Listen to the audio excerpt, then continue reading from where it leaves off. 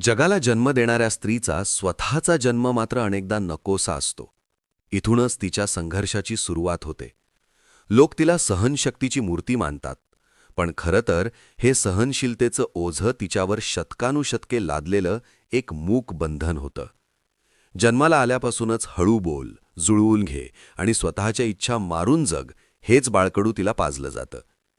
लग्नानंतर तर तिचं नाव आणि अस्तित्व दोन्ही बदलतं. घरासाठी राबताना, सर्वांच्या ताटात वाढताना ती स्वतःची भूक आणि स्वप्न दोन्ही विसरून जाते.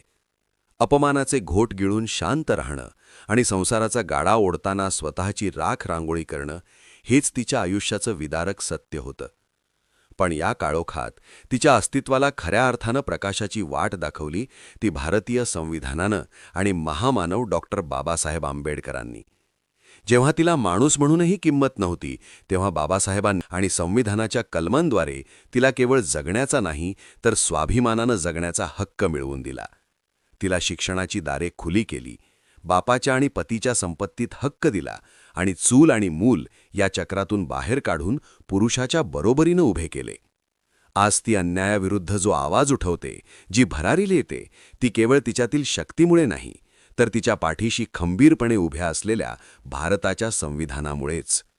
डॉक्टर आंबेडकरांनी तिच्या अश्रूंचं रूपांतर अस्मितेत केलं आणि म्हणूनच आज ती केवळ सहनशक्ती राहिली नसून खऱ्या अर्थानं ती स्त्री शक्ती बनली आहे.